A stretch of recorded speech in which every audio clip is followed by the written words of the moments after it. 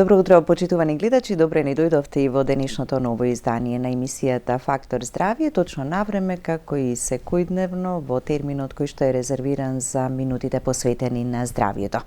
Утрово зборуваме за ХПВ инфекцијата, симптомите, третманот, скринингот, превенцијата и вакцинацијата. Зошто треба малку повеќе внимание да посветиме на сето ова, бидејќи на некој начин како да е малку потценета. Знаеме ли добро се што е важно да се разбере за ХПВ инфекцијата, за да реагираме навреме и да спречиме многу посериозни компликации, односно многу посериозни заболувања токму кај индивидуите.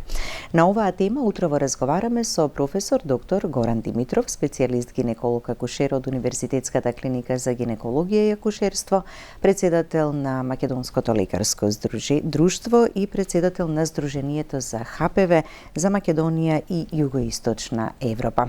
Добро утро, доктор Горан, и добре ни дојдовте во Фактор здравје. Добро утро и благодарам за поканата. Така. ХПВ инфекцијата, велиме, зошто треба многу повеќе да зборуваме, многу повеќе јавноста да биде запознаена за сето ова? Ја разбираме ли доволно или пак ја потценуваме во одредени ситуации? Прво, со текот на промената на историската промена на различитите методи за откривање на ХПВ-то и другите вируси, се доаѓа до многу нови сознанија. Ако еден човек во 19-тиот век кој што живел во Верона, на еден едноставен начин, гледајќи го регистарот на умрените во Верона, можел да дојде до заклучок дека жените кои што раѓале, жените кои што биле со голем паритет, кои имаат многу деца и проститутките имаат голема инциденца на рак, умираат од рак на долниот дел од матката во однос на оние кои што се вирго и однос на свештеничките. Тогаш до 70-тите години на 20-тиот век не се предпоставувало дека практички се работи за сексуално трансмисивен агент, како што е хуманиот папиломавирус. Првите трудови објавени на кои што на човекот кој што е заслужен за тоа откритие, на следниот конгрес кога го објавил трудот, му се смееле дека практички го кажува тоа, е во 74 и во 76 година. Од тогаш, од изолирањето на тие двата најопасни типа, 16 и 18, почнуваат сите тие нови откритија, кои што следат после откривањето и на така наречената многу сензитивна метода полимераза chain reaction, кој што се употребува во детекција на ХПВ-то, тоа е некаде 83-та, и веќе во 90-тите години се прават големи откритија да доаѓаме до 2006 година биде воведена првата вакцина против малигно заболување. Зашто? Затоа што хуманиот папиломавирус е втор карциноген спрема Интернационалната агенција за изучување на рак, која што е со седиште во Лиен, во споредба со првиот карциноген кој што е тутунот, пушење, тутун, џвакање, инхалирање на пасивно пушење и така натаму. Проблемот во овие болести, ние ги викаме ХПВ асоцирани болести, е во тоа што примарниот причинител е хуманиот папиломавирус, меѓутоа главен кофактор е пушењето. Така да и двата карциногени се имплицирани во онкогенезата на овие болести. Така, ќе погледнеме блок реклами, па продолжуваме да зборуваме токму на оваа тема. Останете со нас, почитувани гледачи, и следете не до самиот крај.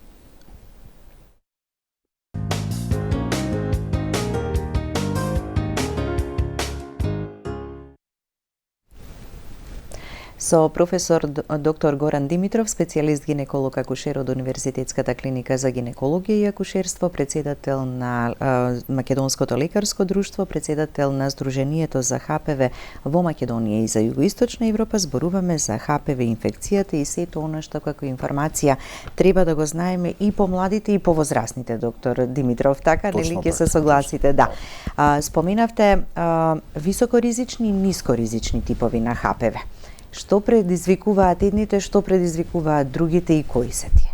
од тие, како што спомнав, 70-тите години, па сега до ден денешен, се откриени, се ставаат на листата на откриени типови нови на ХПВ.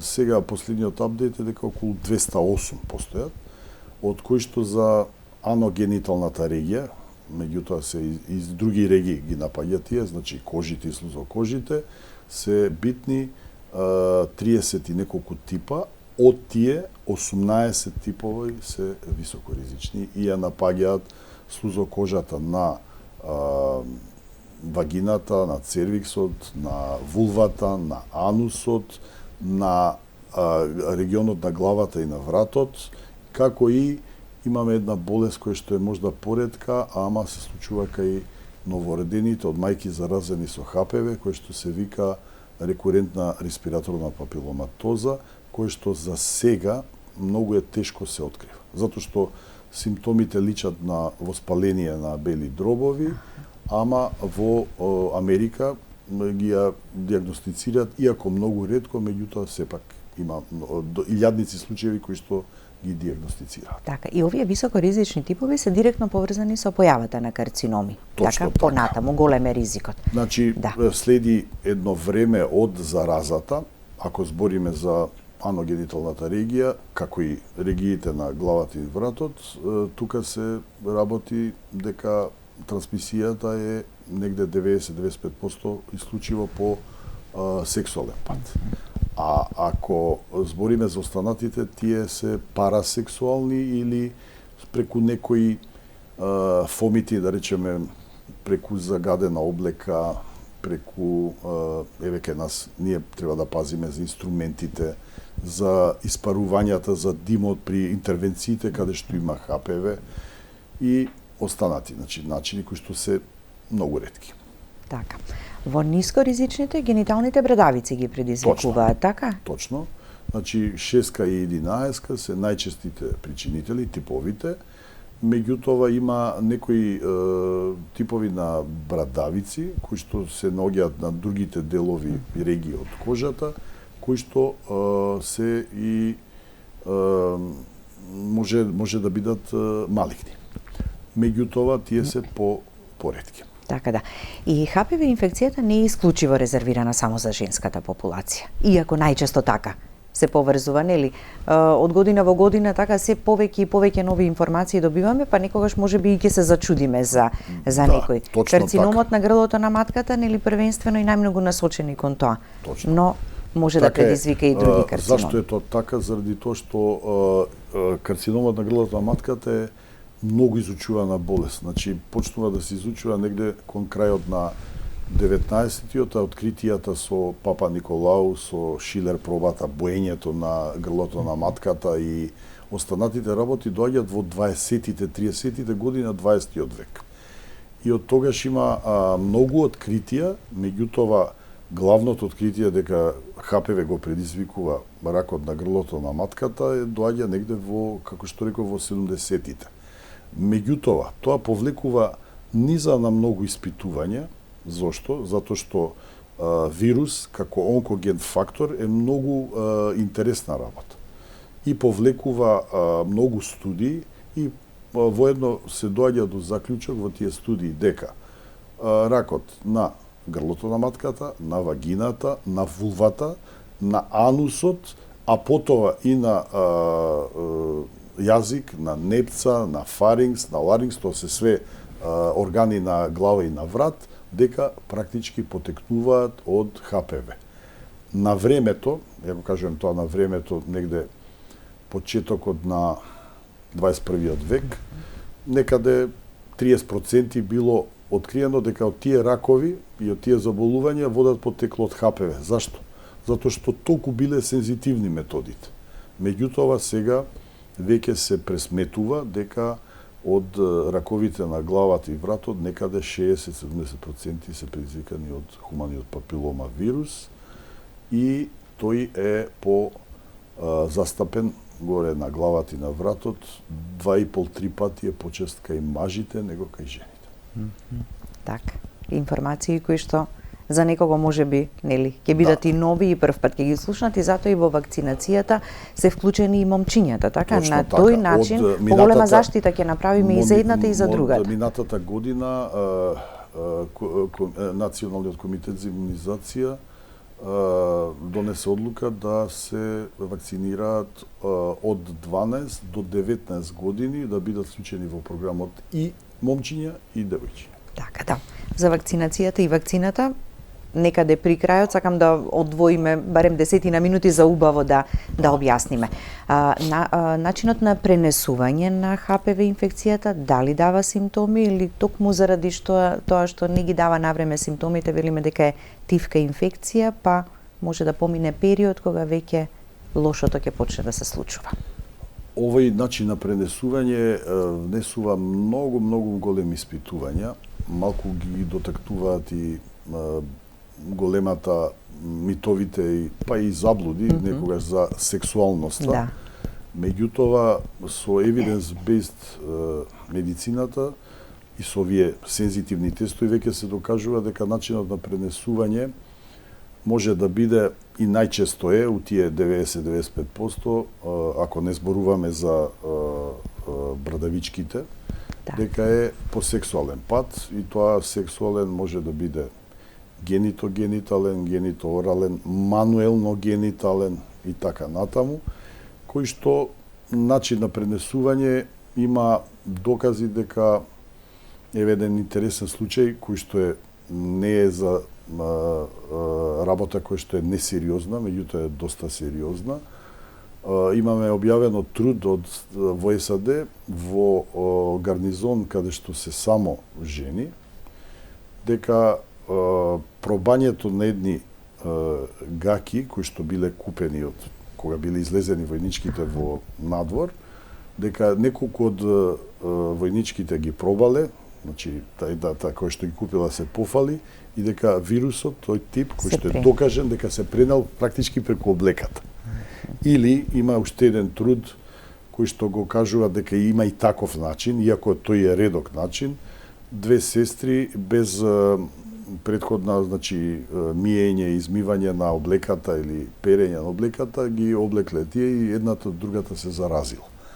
Меѓутоа, се напоменува секаде дека главниот начин на пренесување е по сексуална трансмисија. Така, да. Колку е честа ХПВ инфекцијата кај младата популација? Честа е и зависи во кои региони е, секогаш имаме и географска распределеност. Од страна на најглавната организација која што постои за очувањето на здравјето на човекот во светот, од СЗО, дека е најдобрата, најефективната во смисол на пари и на ефект метода со која што се превенира карциномот на грлата на матката и останатите асоцирани ХПВ болести. Најефективна мерка. Сега, тие кои што не се вакцинирани мора да подлежат, а и тие што се вакцинирани заради малиот број на ХПВ високоризични кои што се негде отприлике, кои што не ги покрива вакцината 8%, значи тоа е мал процент, меѓутоа сепак и тие имат голем бенефит во откривањето во колку прават редовни скрининг тестови. Од 2015-16, кога Американското биро за храна и лекови го одобри првиот тест за ХПВ, како скрининг тест, се препорачува дека е многу подобар кост ефективност има ХПВ направен еднаш на 3 години. Отколку дури и ПАП да се зима секоја година. Зошто? Заради тоа што неговата сензитивност е огромна и заради тоа што со текот на времето, од откривањето на ХПВ тестовите од минатото, дека нивната цена опаѓа. И, иако знаеме дека ХПВ тестот е поскап, секако од ПАП тестот, има еден познат научник, тој не е гинеколог, не е, него е епидемиолог, многу е познат во светот по тоа белгијанец кој што се занимава со ова и кажува една многу интересна реченица која што не е логичка, ама во ствари е ефектна. Како? Јас да ви кажам дека 2 HPV теста да направите се поевтини отколку еден пап тест.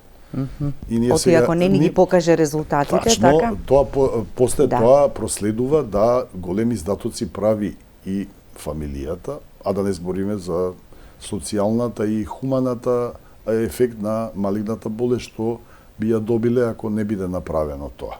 Така да големи пари ќе се потрошат за еден случај кој што ќе премине во инвазивен рак во однос на тие пари што ќе се дадат за HPV тестот за да се открие дека таа жена така има практички ризик за да развие рак.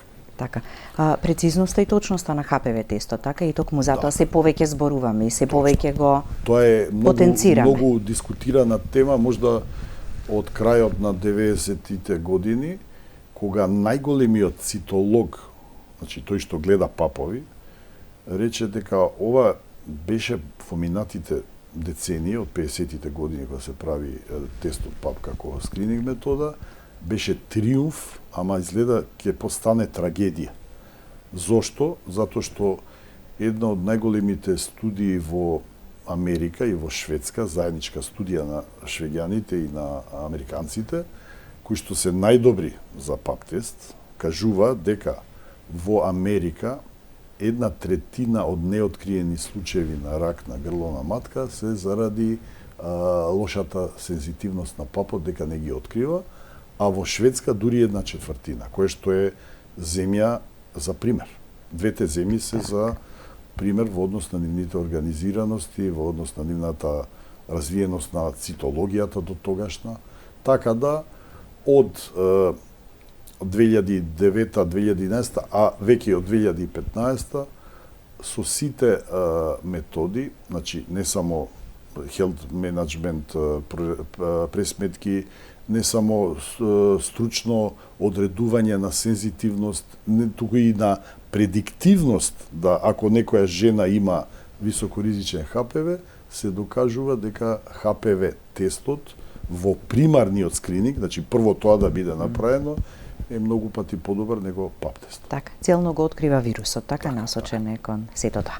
Ќе погледнеме уште еден блок реклами, па ќе продолжиме со разговорот. Останете со нас до самиот крај.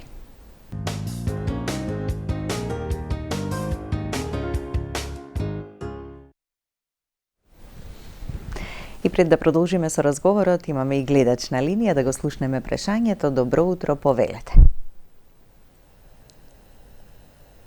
Добро утро. Ало, добро утро. Да, на линија сте, ве слушаме, повелете. Благодарам. Поздрав до докторот и секако и до вас. Ви благодариме. Едно прашање. Значи, јас сум на 55 години. HPV имав 18. Детектирано беше тоа пред 10 години. Меѓутоа сега немам никаков проблем. Кажете ми само, со HPV 18, како се третира, јас немам никаков проблем. Значи, тоа е прашањето. Така. Вака, прво тип 18 е втор на местото од предизвикателите на онкогени болести, не само на кај жената, него и кај мажот. И негде, кој би ги кажувале по проценти, 50% е 16, 21-2% е 18. И он е повеќе, има афинитет спрема жлездениот епител, тоест така наречениот гландуларен карцином. И на тип на 18, обично сега, по новите правила, не пред 10 години, треба да се оди на колпоскопија, каде што можно е да се направи биопсија и така наречена ендоцервикална киретажа. Воколку на тие наоди се работи за само инфекција, или го викаме ние на латински цервицитис вироза, тогаш има специјални препораки кои што ние на сајтот на нашето здружение и на клиниките и другите колеги гинеколози и тие ги даваат, а тоа се примање на така наречена роборантна терапија за заекнување на имунитетот, кое што вклучува можда 10-11 препарати, тоа се витамини, олигоминерали и имуномодулатори. Тие се пијат и има 1 до 2 од медикаментите кои што се стават во вагината. И сето тоа го убрзува клиренсот, значи исчистувањето на ХПВ-то од организмот, кој што не е многу брз. Како? За 6 месеци ќе се исчистат 40-50%, за 12 месеци ќе се исчистат 50-70%, за 18 негде отприлike околу 80% и за 24 месеци 92-94%. Тие што ќе останат со неисчистен се под голем ризик дека ќе развијат некоја преканцероза или можда и рак, ако имаат и додатни кофактори. А што е најголемиот кофактор? Тоа е пушењето. Значи никотинот и котининот кои што се внесуваат во организмот и кои што кумулативен и предизвикуваат кумулативен ризик за развивањето на сите овие преканцерози и ракот. И затоа првата препорака кога ќе се открија цин 1 или 2, така посебно за цин 1, прво нешто што се советува е да се откажат од цигарите. Многу интересно е што сите пациентки прашуваат, кои им ги даваме тие листите, тамо не вика совет за престанок, него пишува забрана за пушење. Зошто? Затоа што е докажан кофактор во канцерогенезата. Така, да. Или можеме наша студија што е многу јасно, меѓутоа студијата извадени се податоци од наша студија на 3180 третирани цинови од сите аспекти, со ласер, со конизација, со термоаблација, со сето тоа, следење од 12 до 14 години, кај 118 се развил повторно цин и кај некој рак, сите тие имаат пушење повеќе од 20 цигари на ден. Значи нема една која што не пуши во таа група, кај што повторно се јавил предраковата промена или ракот. Така, да. Гледачката што веќе се појавила некаква промена, предпоставуваме така дека редовно си се следи, сега што е советот? Така? Советот е да направи дали тој вирус уште перзистира, можда она се излечила, можда го направила клиренсот, значи се исчистила од вирусот, али убаво би било да направи заради тоа што само состојба која што е во последните 6 месеци ние ја разгледува. Зошто? Заради тоа што во текот на тие 6 месеци може станало негативно. И сега се менуваат од година во година работите. Ако прочитате некој постар текст, ќе најдете дека за 10 на 15 до 20 години така може да се развие она страшното или сериозното. Ама сега во денешно време така праксата покажува нешто друго. Да, зашто? Затоа што со текот на генотипизацијата се открило дека, например, 16 и 18 се некаде први во некои држави. Кај нас на некои години 16-31, па 18, па доаѓа друг. Во последните студии од пред 5-6 години доаѓа типот 45, кој што е многу брз. Викаат, од кај знаете дека е брз? Тој, авторот на тој им објаснува, вика, го нема многу во преканцерозите, а го има во раковите. Значи, времето за кое што би можело он да биде откриен, кога е во предканцероза состојба, е многу краток за да биде откриен. Значи, тие жени со 45-ка многу брзо тој така наречен период од заразувањето или почнувањето на онкогенезата до настанувањето на цин-3 или на рак е многу побрз кај веројатно кај 45-ка. Така, и цин промените не се карцином, се предканцерогени, ама ако навреме не се откријат или не се преземе нешто, така ќе преминат во одреден процент од нив може заштото што зависи кои кофактори ќе влијат. Има многу добро испитување кое што е оддамна направено и кое што доведе до тоа да една вест која се пишува на насловна страна на некој многу познат вестник мора да биде проверена. Негде во 90-тите години На насловна страна е објавено на New York Times, кој што е едно од најголемите во тоа време печатени гласила, да не ги кажуваме овие кинески, кај што има многу тираж, меѓутоа од западниот свет пишува smoking can help in promoting cervical cancer, кај што на насловна страна им кажува на жените дека пушењето предизвикува рак на грлото на матката, во согласно со студијата која што била направена, во која што со тогашни микрохроматографски методи е утврдено дека жените кои што пушат барем 5 цигари на ден имаат 1000 пати повеќе акумулиран никотин и котинин во цервикалниот секрет, во секретот на грлото на матката. Така да, тоа е сознанијата постепено еволвираат, се развиваат и некогаш дури и старите правила не важат. Почнуваат да важат нови правила. Така, да. Карциномот на грлото на матката кај жените, но кои карциноми, ХПВ асоцирани карциноми, кај мажите се? Може да се појават. Кај мажите знаеме дека во последните 2 децени се повеќе се откриваат со новите ХПВ методи дека раковите на една група која што ги нарекуваат head and neck cancers, значи ХНЦ, значи ракови на глава и врат, се повеќе откривани дека се, а и се во голем подем. Некаде, ако се мислеше дека целата таа групација негде на почетокот на 21. век беа околу 30%, сега сигурно тие идат некаде околу 60-70%. И големите кофактори на овие болести кои што се на главата и вратот кај мажите, затоа што е 2,5 пати почест него кај жените, се и пиењето алкохол и пушењето.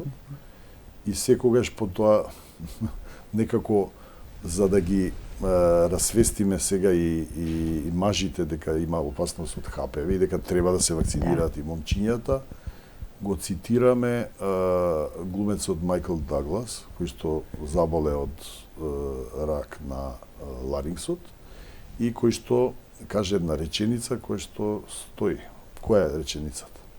Ова го добив од времето кога многу пушев, многу пиев алкохол и оралниот секс ми беше секојдневна работа. И практички он прави поголема промоција него било кој друг од научниците кои што на многу потежок, покомплициран начин објаснува на светот. И од тоа време се почнува размислувањето за вакцинирањето на момчињата и тоа дојде кај нас. Значи, од која година е вакцината воведена? Во април минатата година, значи 2024. Така, тој новитет со што нели и се модернизира и се зголемува заштитата, така, од ХПВ. Точно, затоа што во имунологијата има еден термин кој што се вика имунитет на стадо. Стадо се мисли не на животни, него на луѓе. И како? Ако девојката која што не е вакцинирана, случајно не е вакцинирана, има контакт со машкото кое што е вакцинирано, нормално дека нема машкото да ја пренесе ХПВ. Значи стадото на заштитените ќе биде зголемено ако се повеќе машки и женски се вакцинира. И се знае дека тој herd immunity, herd е стадо на англиски, дека многу е зголемен во земјите каде што воведува така вика gender neutral, полово неутрална вакцинација, значи не е битно и за мажи и за жени, како што се Австралија, Данска, Шведска, па и Исланд, и Канада, сите тие земји се сега водечки, заштото што веќе кај нив се гледа дека прво бројот на брадавичките, што се бенигни, опаѓа, а сега имат и многу пати помал процент на карциноми. Така да. При крајот сме на емисијата, ама ќе имаме време да споменеме од која возраст треба да се вакцинираат, и тоа е најмногу она што веројатно ги плаши родителите, ги буни, зошто толку мали децата така да почнат да се вакцинираат и до кога? Јас се гордеам со тоа што сум ја ставил првата вакцина у нашата земја, Македонија. Так. Зошто? Заради тоа што сум длабоко уверен дека таа е ефектна. Сега се више многу докази има, не побитна е ефектот и благо користа од оваа вакцина. Ја викаат изум на 21. век и сите светски здруженија, агенции, организации, национални организации, да не кажуваме американската FDA, EMA, European Medicine Agency, сите тие препорачуваат да се вакцинираат момчиња и девојчиња, некаде девојчињата на 12 години, момчињата на 14. Сега имаме нов распоред или така викаме дозажа, кое што би можел вака да ви објаснам, да бидам брз во објаснувањето, од 9 некаде години, има во некои земји, до 15 се со дури една доза. Не треба 3 дози. А од 16 до 26 и од 26 до 45 и кај имунокомпрометирани, кои се тие? Болни од ХИВ, од СИДА, и кај оние кои што имаат трансплантирани органи или имаат некоја имунокомпрометирачка болест, се даваат по 3 дози од вакцината. Так. Кај нас е бесплатна, е внесена во имунизациониот календар од минатата година за момчиња и девојчиња до наполнети 19 години. Зошто до 19? Ете, тоа е затоа што ние сите од комитетот решивме да биде не до 18, него до 19, и тоа Министерството ни го прифати, бидејќи полнолетството во нашата земја, или age of consent, е 18.